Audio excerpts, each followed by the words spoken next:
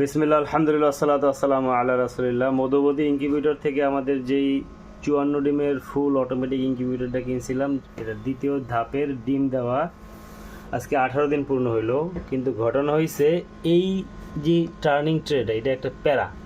এই টার্নিং ট্রেটা এর এই পাশের অংশ ঘুরে, এই পাশের অংশ ঘুরে না। এটা ম্যানুয়ালি আমরা হাত দিয়ে ঘুরাই দিছি। গত 7-8 দিন আগে একবার এটা সার্ভিসিং করে আনছি, নষ্ট হয়েছে, নিজে নিজে আবার সার্ভিসিং করছি। 2 দিন ঘুরছে, তারপর আবার ঘুরে না।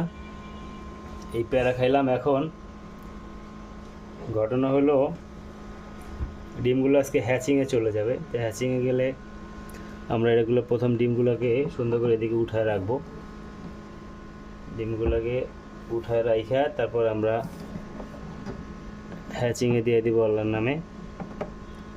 দেখি এবার কি হয়। গত বছর তো 23টার মধ্যে মাত্র 6টা বাচ্চা পাইছিলাম সুস্থ, বাকি একটা ছিল অসুস্থ, বাকি এই উল্টাপাল্টা হয়ে গেছিল।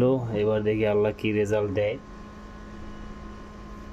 তো পরে আবার আমরা এখন আর বসাবো না আপাতত, যেহেতু ঈদের সময় গ্রামে যাব।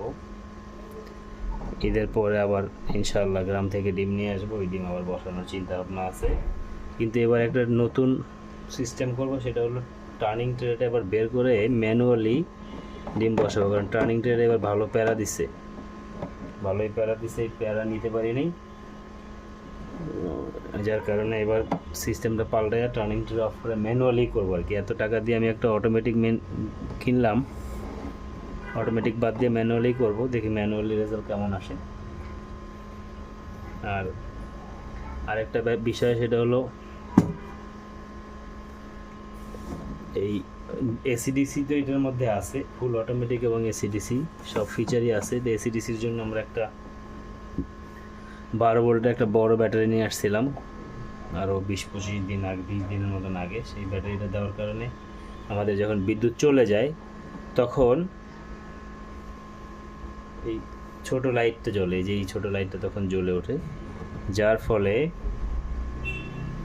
আল্লাহর রহমতে টেম্পারেচারে খুব একটা ঝামেলা হয় না। এবার দেখি রেজাল্ট কি আসে। এখন যেটা করব, এই টার্নিং ট্রেটাকে আমরা বের করে ফেলবো। এই টার্নিং ট্রেটাকে আমরা বের করে তারপরে হ্যাচিংয়ে ডিম দিব। তো এইভাবে আর কি ট্রেটা উঠায় এভাবে হ্যাচিংয়ে দিয়ে দিলাম।